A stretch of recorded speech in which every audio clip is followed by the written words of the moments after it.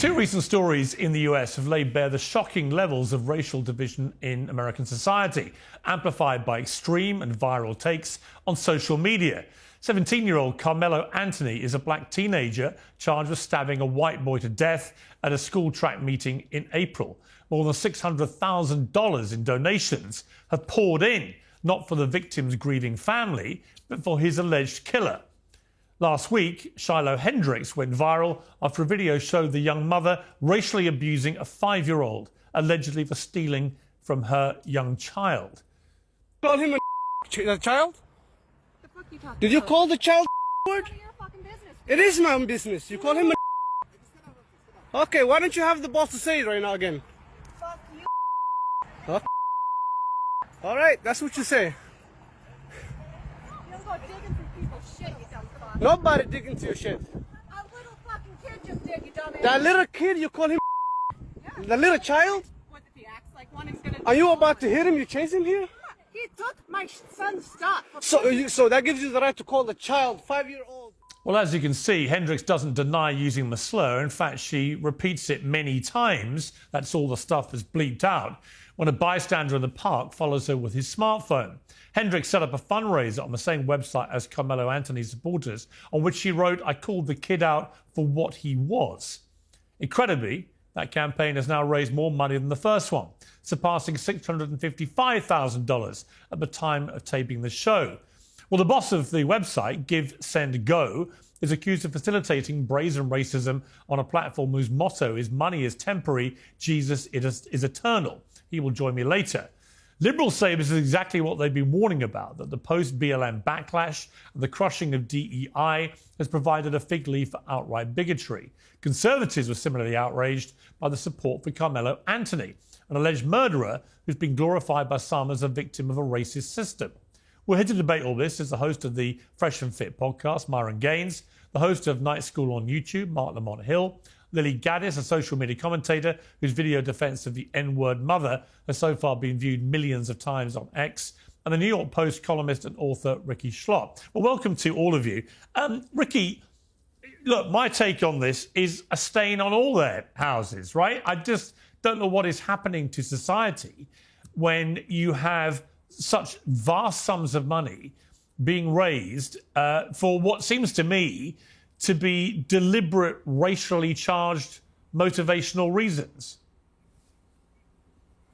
Yeah, absolutely. I mean, we're fighting ugly with ugly right now, and I think this level of racial tribalism and hostility is just simply not sustainable in such a diverse democracy like America. I think it's, one is really a reaction to the other. I think both campaigns are really hideous, and I think we're showing our ugliest colors. I mean, in the scheme of things, these are small sums relative to the population of America, but you do see, I think, a really tremendous explosion of ugliness and racial hostility that I think that we should all be ashamed and embarrassed of. Yeah, I mean, you described it, I think, in one of your posts as genuinely, is this a psyop?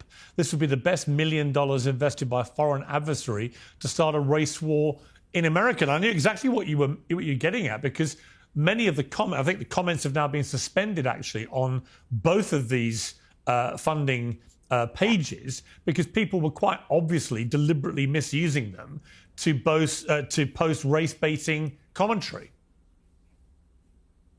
Absolutely. I mean, if you go through some of the comments on either of them, you have White Lives Matter on one side and like suggestions that the teenage boy who was stabbed was somehow like a manifestation of white supremacy, and it seems to be just a fight at a track meet that has nothing to do with racial hostility in the first place. And the poor father of this young man who died too said, please don't make this into a racial issue.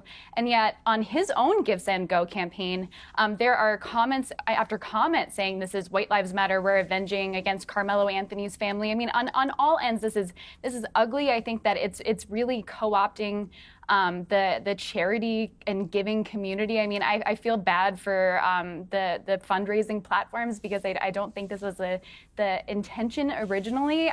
But unfortunately, I think that people are really starting to take over good intents and the charity industrial complex to make it into a victim industrial complex. And it's really sad to see. Well, we're going to have one of the founders of the GiveSendGo site a little later in the programme. But Marc Lamont Hill, you were shaking your head there. I mean, what's your take on this? There are a couple of things that were said that I think are really interesting and important.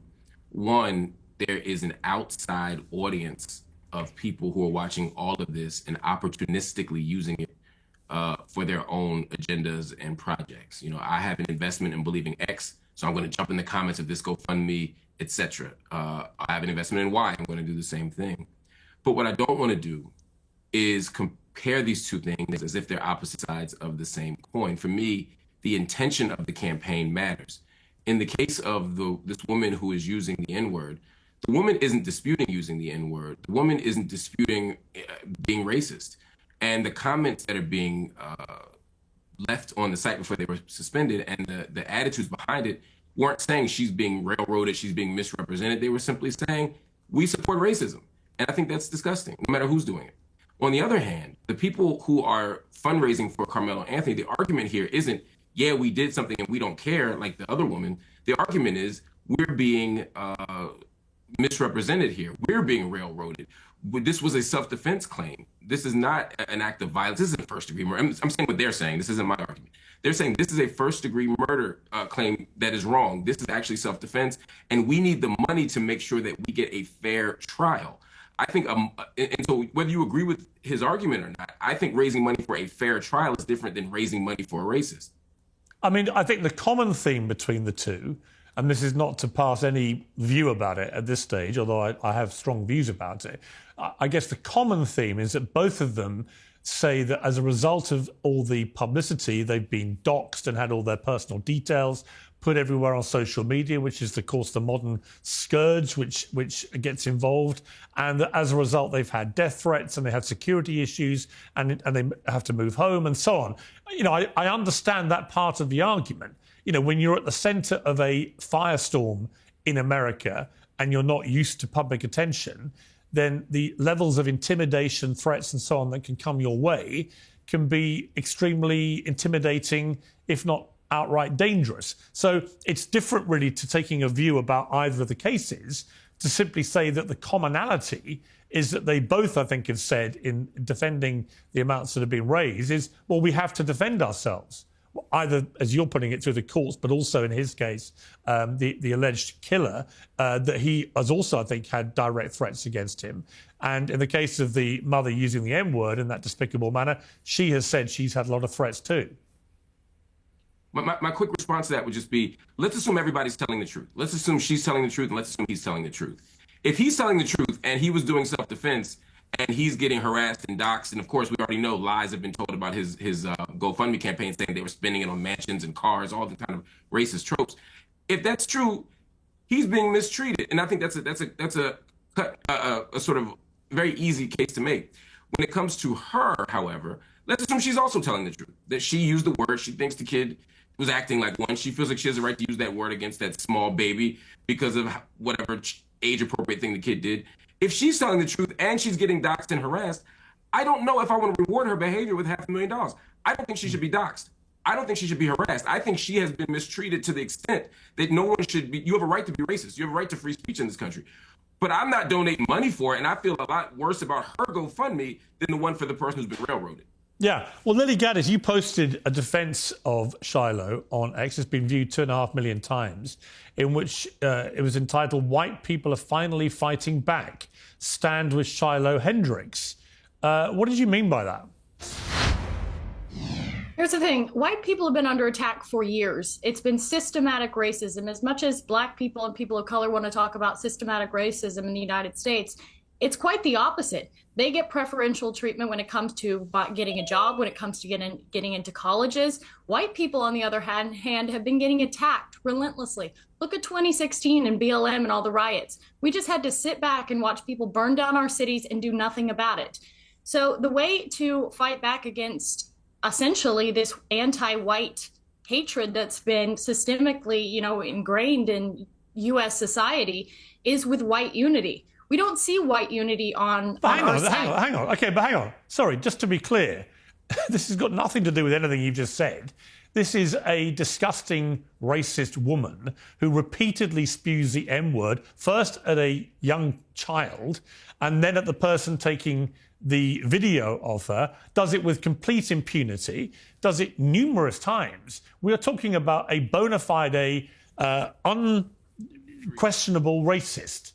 And so I don't understand why what you've just said to me bears any relation to white unity or anything that you've just said. She's just a racist.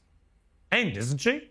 You wouldn't dispute that. It's not about her. It's not about her. It's about Well, it is about her. Coming together and supporting another white person, and it doesn't matter. Why would you want to support a white racist? Because I want to support free speech, and you cannot have free speech in a country. No, that's fine. You can support free speech, but you also have to be accountable for what you say. She is. I mean, would you use the N-word out of interest? Yes. You would. I do quite frequently. You use the N-word quite frequently. Well, why? Other than the fact you're a despicable racist, are you? Some would say I am. I guess according to the ADL, I'm a white supremacist. I'm a neo-Nazi. Yeah. Well, if you use the N-word repeatedly, you are a racist, then, are you? Are you? Sure, I'll embrace that. If that means forwarding, helping white people achieve freedom of speech, real freedom of speech, which, by the way, Shiloh Hendricks is being attacked on all fronts. They're trying to bring legal charges against her. They're trying to get her children taken away. So you were saying Carmelo Anthony, it doesn't matter. That's a different. Sorry, but just to be thing. clear, you just said to me you use the N-word regularly. In what context? Do you use it with black people? Yes, if it's appropriate. When would it be appropriate to use the N-word? Black people. When would it be appropriate? Anytime I feel like it. So you're an unashamed racist. Correct. Well, do you understand that makes you a despicable human being? I guess so. I don't really care. I mean, why are we not talking about Shiloh Hendricks? Why are we talking about? Well, actually, I think you've moved it on in this debate very quickly to your own racism, which explains why you've supported her in public and why you've got all these views. You see no problem with a woman shrieking the N-word repeatedly because you yourself are a despicable racist, and you've just proudly admitted that with a smug grin on your face, which is pretty horrifying, actually, for most people to have to watch. And shame on you. You're entitled to do it, and I'm entitled to call you despicable. Well, shame on white people for allowing themselves to be systematically discriminated against in the United States. This is our country. This is a country that should be. What do you mean your country? Because I'm white and my What, there are no black people in American history? Is that what you're saying? That they've all just landed in America, invading your white country? Is that your position? Mm-hmm. Well, I mean, they were brought here technically. My God, do you understand how dumb you sound? This is stupid. This is stupid and racist. And at some point, we have to ask ourselves, do we want to reward this kind of disgusting behavior by platforming it? I don't disagree, Mark. Listen, I didn't know she was going to say that. I don't disagree with you. No. Yeah. I'm with you. I don't think you knew ahead of time. I'm saying at this moment, someone who's saying technically black people brought up. No, technically Africans were stolen, enslaved, and they built this country. And the idea that you can justify calling a baby the N-word by saying that white people are losing the country is absurd. It's morally bankrupt, and it's honestly besides the point. I mean, all these are just distractions from the fact that she wants to justify dehumanizing and even animalizing a small black child. It's disgusting. What is it? Yeah, I never said that. No, but you may as well have done because you're just an unashamed. That's the implication of your racist. Let me bring in Myron Gaines because you've been smirking and laughing. What's funny about any of this? Well, I mean, I find it interesting that you guys want to virtue signal and wag the finger and say she's a racist and everything else like this. No, she admitted she's a racist. Well, let me I'm not wagging a finger at anybody. She's self-identified as a racist. But Myron, with respect, Myron, I don't need to wag a finger when somebody says, yeah, I'm racist. I use the N-word against black people. I don't care. That's a racist. I'm not wagging any finger. I'm not accusing anybody. She is admitting it proudly. Even you can't defend that, surely. Everybody is racist to some degree. The reality is it depends on, a lot of people want to be politically correct. A lot of people want to sit there and say, I'm not racist at all. We all have biases. We all have stereotypes. We all make jokes. We all are racist to some degree. Now, how racist you are is a whole other situation, but everyone is racist. That's number one. Next thing I want to say, see, I think this Shiloh Hendricks and Metcalf situation is a microcosm of a much bigger problem. And that bigger problem is what I call systemic organized. And what I mean by this is for decades, we've had black people literally running around with black supremacy, committing crimes, not getting accountability for their actions, and then they blame the system for it. For example, George Floyd, criminal. Ferguson, criminals. Freddie Gray, criminal. A lot of these people are criminals, and what ends up happening is they challenge the police officer, they get into a physical altercation, things go left, they die, something happens, use of force is utilized, and then they want to cry about the result. When in reality, it's not the police killing black people, it's black people killing black people. And if you want to talk about black on white violence, black people kill white people 2 times as much. And on top of that, most of the shootings in America, a lot of the times, are white cops killing other unarmed white men. So this whole systemic racism or police brutality or, oh, it's all so messed up. The reality is this. Black people have been able to get away with a ridiculous amount of privilege in America for a very long time. They're able to be racist with impunity. They're able to call white people crackers without being challenged back. And quite frankly, white America's had enough of it, and the chickens have come to roost. Now, look, am I saying that's awesome? Am I saying that's great? No, but for literally the better part of almost 2 decades since the Obama era, we've had to have BLM and liberalism shoved down our throats, and quite frankly, we're all tired of it. Right, but just to be clear, you would have no problem with one member of this panel openly saying she uses the N-word at black people with impunity and is proud of being a racist. You have no problem with that? My worldview on the protection of the First Amendment and freedom of speech overrides my personal feelings. She has the right to say That's it. fine. You can support the First Amendment, but you can also have a personal view about what she said. My feelings are irrelevant. The Constitution is the Constitution. That's what matters. Oh, that's fascinating. Hold on. So when it comes to chastising black Americans about their behavior, about calling white people crackers, as you say, about their moral claims, about the racist system, you can levy a judgment against black Americans for all the things they do. But when it comes to this woman saying the N-word, and this other woman endorsing it and saying that she herself uses the N-word, now all of a sudden we can only talk about the Constitution and the legal right. We can't offer any moral judgment against it. That's disingenuous. And it's as the only black American up here, that's quite frustrating to hear. Here's the thing. If you want to be soft and get offended by that, that's your fucking problem, not mine.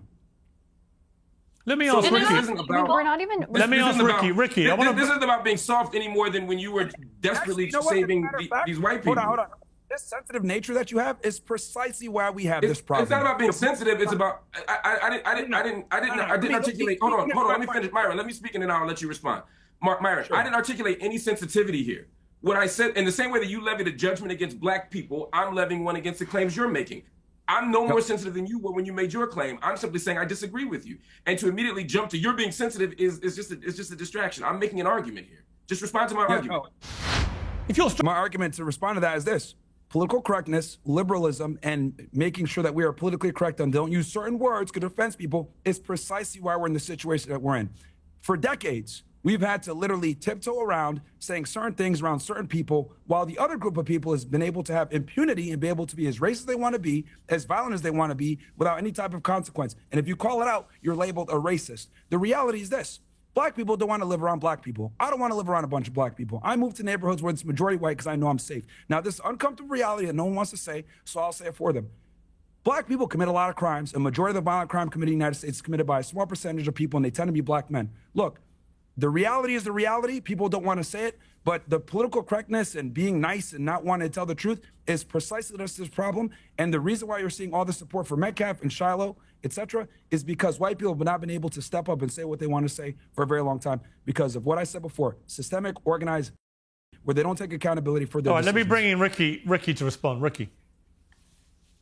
Yeah, I mean, I wanted to say that I agree that virtue signaling went too far, that political correctness went too far, but we're going from virtue signaling being the norm and being praised to now vice signaling being the norm and being praised. It's not just a matter of does this woman have the right to use that word? I believe that she has the right. I disagree with it. But is she now being rewarded with $500,000? Why are we rewarding people for performing vice instead of virtue? This is not healthy. This is destructive to our society. This is destructive to our social fabric, to our culture, to our ability to live with other fellow Americans. It's gross to reward reward someone for bad behavior. It's one thing to tolerate it, to say that she has the right to do it, but she called an autistic 5-year-old the N-word. Like, I'm sorry, but I feel like we're kind of like missing the point in the actual context. You can say that it's part of this bigger meta story of black and white America, but it actually is just like a short little clip, and you don't even know the context of it, and it's actually gross. And if we can't just say that it's gross and bad, then I don't really know where we are. Well, I think it's interesting to me that Lily Gaddis, you retweeted Nick Fuentes, the white supremacist,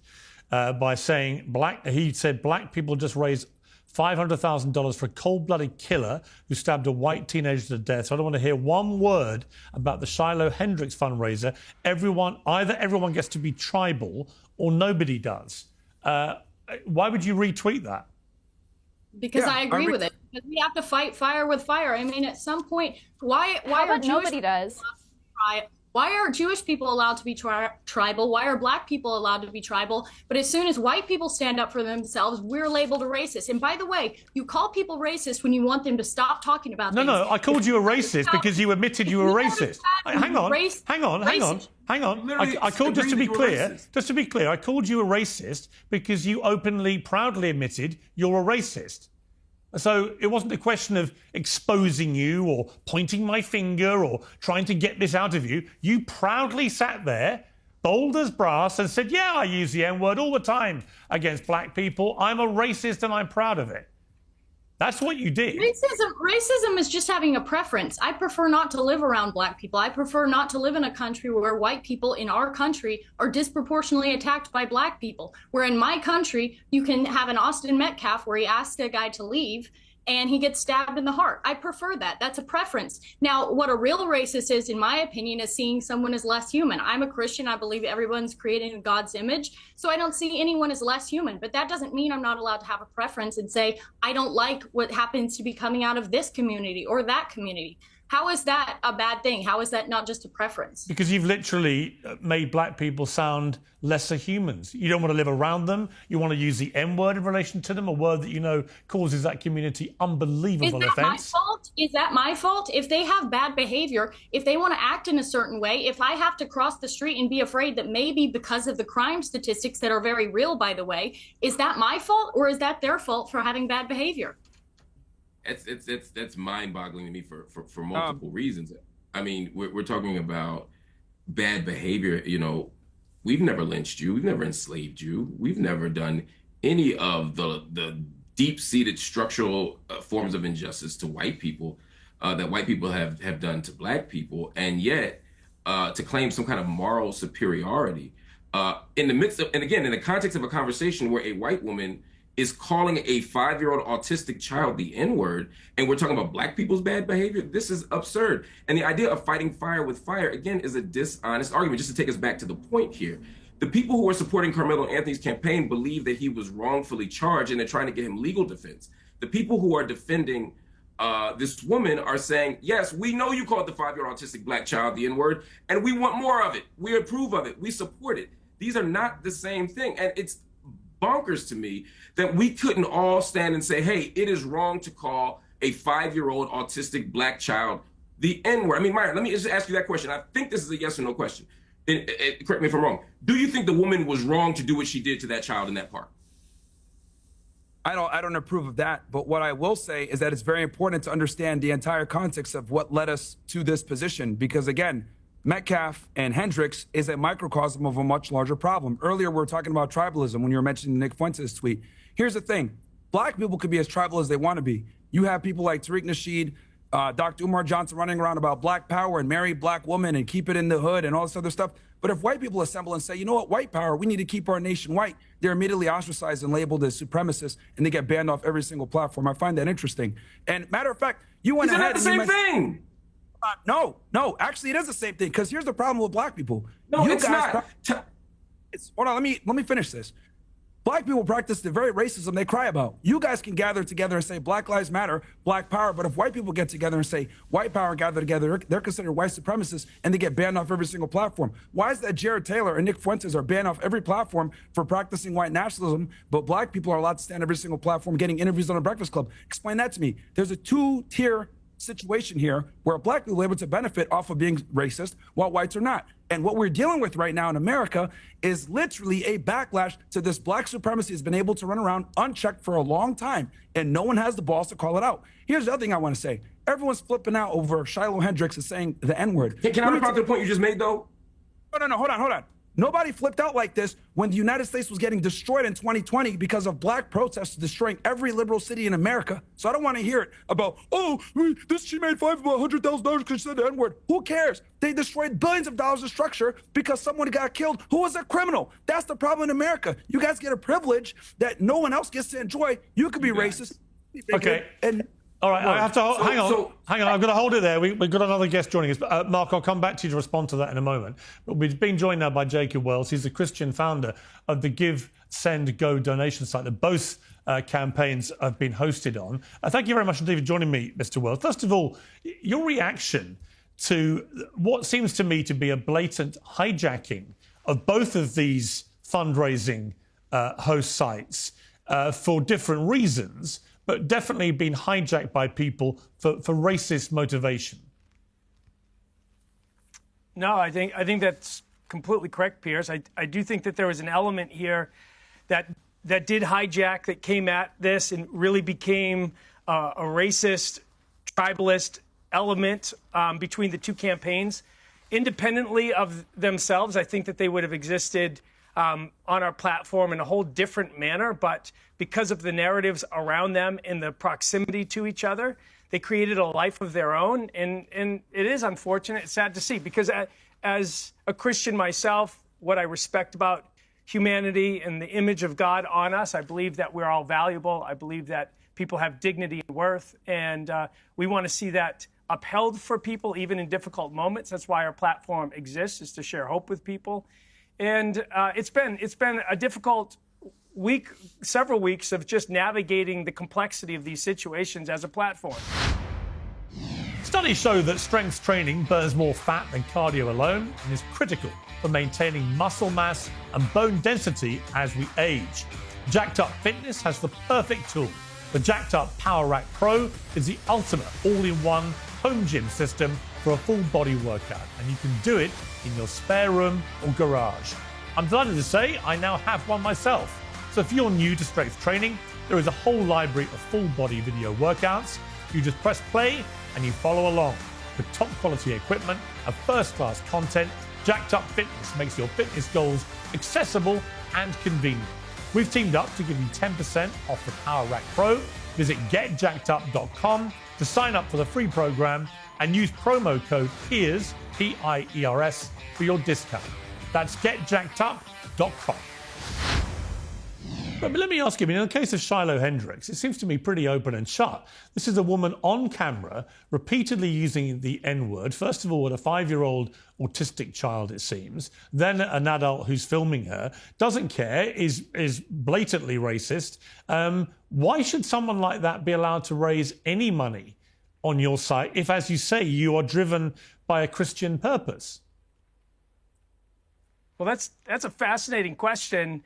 I would almost flip it around. It's like if we tried to create litmus tests for everybody to come onto a platform to use it, I pretty much could guarantee nobody would pass the litmus test, because the reality of humanity is that we're broken. This was the whole principle of Jesus in the first place, is that we needed a savior, and that's what he came for. So just to be clear, then, hang on, just to be clear, so that's interesting what you just said. So you would let anybody onto your platform to raise money for anything? Is that your position?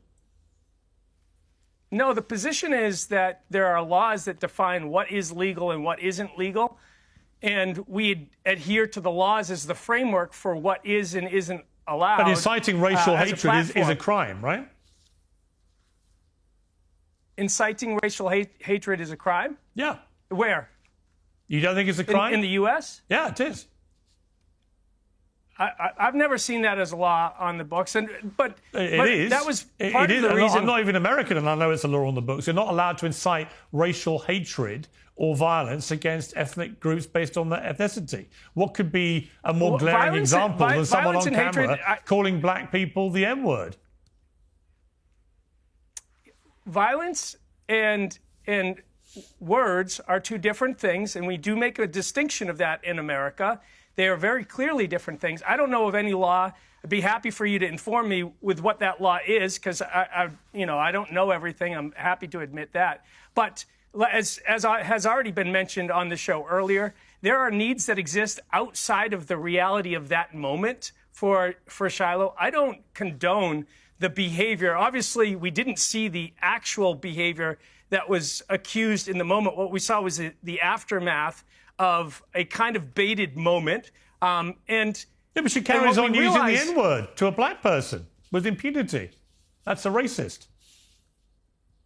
Yeah, well, she might have some racial elements. I don't know. I don't know Shiloh some personally. Racial element. She uses the N-word repeatedly to a black man, and she doesn't deny having just used it to a 5-year-old black child. I'm not sure what more evidence you need that this person's a racist. And my question for you is simply, where is that line for you? You say it's the law, but if somebody is literally raising hundreds of thousands of dollars to support them because they were blatantly racist, I'm just curious how that fits with the Christian ethos of what your site's supposed to be about.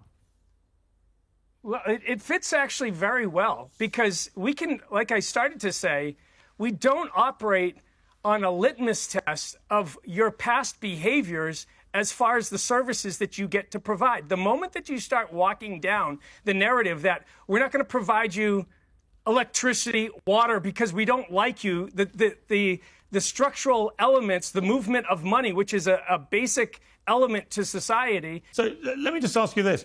So if someone was being blatantly anti-Semitic, for example, right, would you allow them to raise money on your platform to defend themselves over their anti-Semitism? We sit in a very interesting position as a platform in trying to navigate the complexities of these issues. Yeah, so what's the answer, though? What's the answer? You can say things. Well, I'll say historically, we've stood on that principle of saying we're going to allow things that we disagree with. Okay. And we've allowed things that we completely disagree with. Do you allow on the people platform. to do But pro-abortion? Do you allow pro-abortion fundraising? Actually, there's two caveats to what GiveSendGo has carved out, and one of them is it's broken into two pieces, but it's the protection of children. So we say we're going to protect children because they don't have a voice. So we're not going to allow fundraising for abortions on GiveSendGo, and we're not going to allow fundraising for the transition of children. Okay, but what about a 5-year-old child being? What about a 5-year-old black child being called the N-word? What about that? Where does the protection for that child come in? Well, that's their parents' responsibility. That's like if my child, and I have several children, if my child was called something bad, I would take my child aside and I would tell them. You just said that one of the caveats. Hang on, you just said one of the caveats for GiveSendGo is the protection of children. You talked about the transitioning process. You talked about abortion, which is obviously your Christian perspective on that. And I'm simply saying, why doesn't it include children being racially abused? Why is that suddenly the parents' responsibility, not yours as a platform? No, because where you are literally enriched on GiveSendGo. You are going to make well, look, let me just spell it out to you. The way things are going, you're going to make a millionaire out of a woman who racially abused a child. And if your caveats are for that's protection... incorrect. Well, hang on. Well, you are. No, I'm not. Because, one, we're a platform. We don't make donations to these campaigns. These are individuals that are making donations. This person will become a millionaire because of your platform.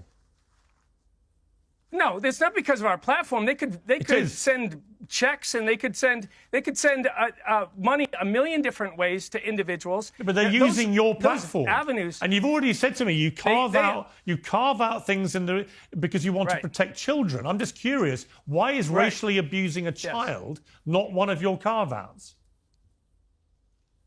Well,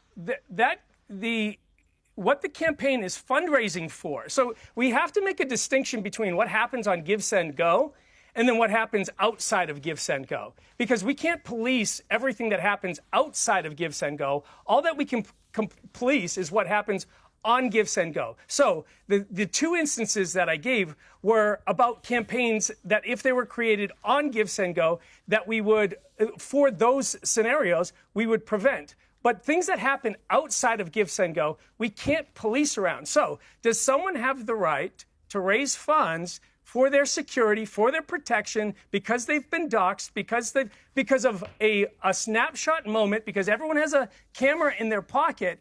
And today, we can see the outworking of this. 3 years ago in New York City, in the middle of the city, there was an altercation between a woman and a black man over bird watching and dogs. And her name was Amy Cooper. And to this day, 3 years later, she hasn't been able to find a job. Because she made a bad mistake, saying the wrong thing in a particular moment where a camera was pulled out. She racially abused him. If you racially abuse people, you are made accountable for your actions. So for the rest of your life, the rest of your life, you're shut off from society. If you call black people the N-word and racially abuse them, unfortunately, yes, it has consequences, probably for your professional life, for the rest of your professional life. We understand that there are consequences. Yeah. I understand there's consequences. What I'm saying is what you're advocating for, it seems, is that for the rest of Shiloh's life, she should be pushed into the recesses of society, and that she should not have a voice, that she should be canceled and silenced.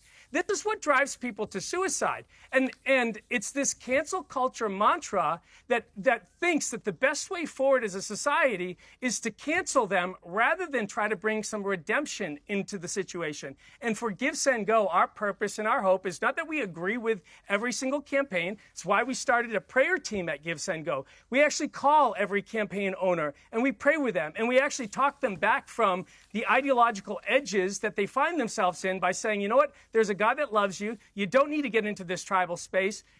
You need to focus on rebuilding that relationship with him, because that's the fabric for a principled and moral nation. Here's the flaw with Shiloh. Here's the flaw with Shiloh Hendricks. She, in her message left on the donation site, it goes on, sentence after sentence, playing the victim. She never once mentions that she repeatedly used the N-word. It doesn't exist in her description of the victimhood statement she puts out there. So it's incredibly disingenuous, because people who read that will not realise, if they don't know the story, that she racially abused a child and then an adult in a most horrific manner. And I'm curious, for you as a company, you take, I believe, tips and donations from each of the donations that come in. Is that how the system works? The system works on voluntary donations. Okay. So the only thing that we receive just as out of revenue interest, from of the $600,000 plus that have now been raised for her, how much have you guys made, GiveSendGo, from that money? Presumably you know, right? I actually don't know. I haven't kept track of what the donations to that campaign in particular to GiveSendGo are. Do you feel comfortable? Do you feel comfortable making money out of that? What I feel comfortable doing is, last week, flying out to Detroit, Michigan, and stepping into somebody's brokenness who had a campaign on GiveSendGo because their car was stolen and another car was in an accident, and they found out that their 3-year-old had cancer. Well, that's and a different story. It's a different story completely. And it's a completely different story, but it's a reality of what we use the funds from GiveSendGo for. The bottom line is you're making, I don't know, tens of thousands, maybe more, out of a particular part of your site that has been set up by a racist who was proudly racist on camera repeatedly. And you say you want to protect children, but the reason that she is so infamous is she originally, in that exchange, racially abused a child. And you might laugh and smirk and smile, none of but us, I don't find any of that funny. You keep jumping. Yeah, I don't think it's funny either. You've put me in a position to try to defend Shiloh, which I have no defense for Shiloh. I don't defend calling a child something like that. What is very evident is that, one, we don't have video of her doing any of those things outside of the post video. So where she literally uses the N-word repeatedly, and she doesn't deny using it against the child. In fact, she makes it clear she did do it because he was behaving like one. she said. So I don't know why you're being so mealy-mouthed about it. So, the bottom line is she's obviously a nasty racist. She's proud of being a racist. She admitted being a racist, and we heard her being a racist. There is no doubt about what happened. What you're trying to do is cast a little bit of doubt, if you don't mind me saying, because it helps your corporate position, which is you're making a ton of money out of a racist who is going to be a millionaire out of being a racist because of your platform. If you think allowing this campaign helps our corporate position, come on, Piers. You know what would help you corporately? If you were genuinely true to your mission statement as a Christian site, that you want to protect children, and you were big on that at the start of this interview, I want to protect the kids, then you would remove her site immediately once you had established in your own brain that she'd racially abused a 5-year-old, which, by the way, she admits to doing, right? So you could just do that like that.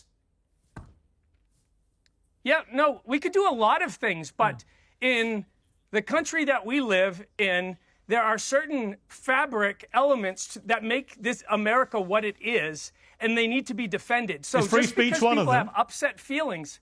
Free speech? Free speech, freedom of expression. Really? And yet, how odd? Because, Mr. Wells, unless I'm mistaken, you have now removed the ability to comment and removed all the comments on this particular donation site, haven't you? Where's the free speech rights of those people who commented? Or are you just a hypocrite? No, well, recognize what free speech is. Free speech is a prohibition against the government enacting laws to prohibit your speech. You literally just made a speech talking about freedom of expression and free speech, but you have removed all the comments from here. Why are you suppressing and censoring people's right to free speech to comment on these sites? We have, as a private business, the right to operate our business the way that we want to have the operate right to suppress free speech. I don't dispute it. I'm just curious why you pretend to be this great defender of free speech when you're literally doing the opposite.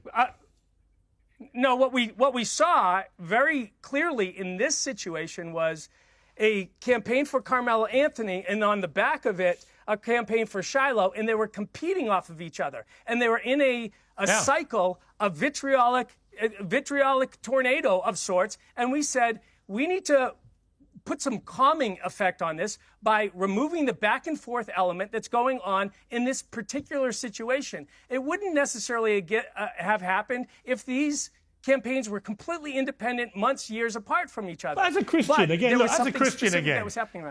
because I'm told that the GiveSendGo site for Luigi Mangione, who we saw allegedly executing a healthcare boss in cold blood. I don't think there's much allegedly about it, but we'll let the process take its course.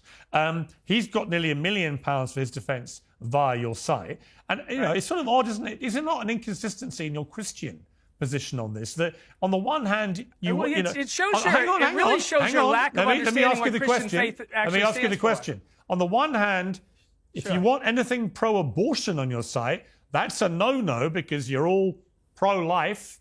And yet, on the other hand, you're helping a bunch of alleged murderers raise millions. Do you not see an inconsistency with your Christian hat on?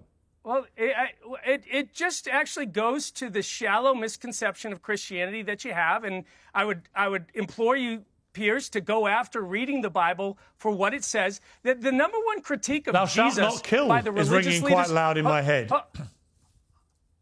The number one critique of Jesus by the religious leaders of the day was that he hung around with the prostitutes, the drunkards, and the sinners. He was the guy that went to the lowliest of low places, and he actually shared hope in the midst of the worst places. We find ourselves in a very similar situation, and our goal at GiveSendGo is to share hope to people in the midst, and part of that is navigating how we do it. We have a prayer team that calls people and prays with them, actually shows them that they're valuable. We have an initiative, like I was mentioning earlier. All right, but the bottom line, Mr. Wells, I appreciate you coming on, but the bottom line is, the reality of the situation is that if you racially abuse a kid, you can become a millionaire on your site and you won't stop it happening. And if you kill somebody or allegedly kill somebody, you won't stop that happening either. But with your Christian hat on, if somebody wants to put anything up that's pro-abortion, whoa, Not having that, Gov. And if you want to put a comment under one of these more contentious sites, your free speech rule immediately collapses. Listen, I'm sorry, Piers, if you can't recognize that children don't have a voice and they should be protected. What about the voice of this little 5-year-old black kid? Where was his right not to be racially abused? He doesn't have a campaign on GiveSendGo. I would love to see a campaign for him on GiveSendGo. Okay. He doesn't have a campaign on GiveSendGo. Right. But to the deeper question of the other campaigns, if you think undermining the presumption of innocence until proven guilty in a court of law is a good position to take, well, so be it. That's why we find ourselves in the mess as a society that we have found ourselves in, is because people continue to undermine the principles that our country was founded upon for the sake of some type of social outrage, which apparently is what seems like you're parroting towards us. Okay, let's just assume that the viewers can make their own minds up about who's parroting what here. But I appreciate you coming on, Mr. Wells. Thank you very much. Thanks, Piers. Okay, let's go back to the panel there. I mean, Ricky, it seemed to me a lot of inconsistencies in Mr. Wells's position, not least the donning of the Christian hat when it suits them, but then removing it when it doesn't. You know, I think it's definitely tough to make the call here and there and where to censor. I err on the side of not censoring as much as possible, but I agree with you that the selectivity of having issues with abortion but not with these campaigns is certainly a problem. But I also want to go back to our point before, too, and make the point that I hate this argument that because some people were tribal, we should be tribal, too. And shouldn't we want to live in a society where we say tribalism is bad in general and negative in general, and so therefore we should be erring towards individualism and not fighting tribalism with more tribalism? I think that's a net negative. I agree. Myron, your last words on this. Okay. Because I never got to respond to Myron's other... The thing with tribalism, it's a natural human instinct. Like, we are literally designed to want to be in communities and want to be a part of a set of community because it ensures our survival. It's been that way since the beginning of time. So the thing is that people are typically going to align with people that share similar features, and that's why we have the tribalism we have going on right now. So the problem is it's not going to go anywhere. I think the problem is that we've had this penting up for literally decades, and this has been a response to it. You have people that are coming out and supporting someone who you guys might deem as a terrible racist, but I think it's also very important to understand how we got here, because if we're going to look at the smaller problem, we can't look at the bigger problem. And it's what I said before, unchecked, systemic. All right, Marc Lamont Hill, your last words on this. This repeated use of the word, I think, first of all, I want to just register that as offensive, particularly as someone who doesn't identify as a member of that community and who is not, right? I think that's incredibly I'm the definition of African-American. I'm the definition of African-American. And troublesome. And as a Sudanese American or an outsider, who's using African-American in a very technical term, the same way that Elon Musk is an African-American, I think it is a bit disingenuous. But the bigger issue here, I think, is that, you know, this idea of equating of one side to the other side often loses track of this issue of power. To use his example, when black people stand up and say, hey, let's build our own stuff. Hey, let's have a black power movement. That is not the same as a white power. I'll let you speak uninterrupted. Let me finish, please, my Sudanese brother. So when a black person says, hey, let's preserve our culture, I have no problem with Italians or Irish people or anyone else saying, let's preserve our culture. But when we don't talk about ethnicity, but actual race, and white people say, let's preserve whiteness, it's an exclusionary practice. It's about preserving laws and practices and tactics that do harm to other people. A black power movement was about opening stores and building businesses. A white power movement was a white power. A white power movement was about something very, very, very, very different. A white power movement who included lynchings and included Ku Klux Klan, etc. So let's not pretend that these are opposite sides of the same coin. When white people say, let's save our country, and even using language of our country, when black people built this thing, when you say that, you're talking about forcing people out of the country. You're talking about laws that discriminate. You're talking about doing harm to people. Let's not pretend these are the same thing, just like these GoFundMe campaigns are not the same thing. I'm okay if everybody gets out of the GoFundMe industrial complex. I'd love that. But let's not pretend that supporting someone for a fair trial is the same thing as supporting a grown white woman berating and calling the N-word to a 5-year-old autistic black child. And the fact that everyone in here can't be unanimous in condemning that says exactly how they're not the same. I totally agree. I'm going to go to Lily Gaddis and just ask you one more time. I mean, you've been so unashamedly proud of being a racist today, proud of using the N-word whenever you feel like it. You've had a bit of time to think about this. Is that how you want people to leave this panel debate, with thinking of you as a disgusting racist? I don't really care what people think about me. As long as you care about what people think about you, you have no power and you lose your country. What I care about is freedom of speech. And if you're not allowed to say the most offensive things in this country, you do not have freedom of speech. I don't care what anybody says. So that's the main crux of this situation. That's what I care about with this situation. It is, we have lived for far too long in a country where you can have your life destroyed. And people say, oh, she doesn't need this money. Her life's destroyed, by the way. She'll never be able to get another job. She's got children to have to support. And I don't want to live in a country where you can say an inappropriate, rude thing, which, by the way, black people can say things to white people all the time and they never get canceled. There's no backlashing about this. I want to live in a country where people are allowed to say what they want unashamedly. And you will well, go not on then, have say free- it. Say You the will M- not have Go on, free say, speech. go on. Say the M word. Go on. I'm No, not no, no, ashamed. no, Hang no. on, hang Don't on. invite. No. No. I don't want you to invite this woman to say a racially harmful term in front of me, because I'm the only on here. So if she says it, I'm the victim of it. So please don't invite her for ratings to call me the N-word, because that's basically what it's going to be. There's a bunch of white people up here. You and one Uncle Tom on the left here, and asking her to say the N-word while I'm here is ridiculous. You would not sit here with a Jewish person and say, please use a Jewish slur in front of this Jewish. It's ridiculous. I understand you don't have any bad intent, Piers. I understand what you're trying to do. I- but we you know already what, know Mark? she's a I racist. hear you. And I don't want to invite Mark, a racial harm to me. I to hear prove you. it. I hear you, and I accept that, and we'll leave it there. Thank you all very much. Piers Morgan Uncensored is proudly independent. The only boss around here is me.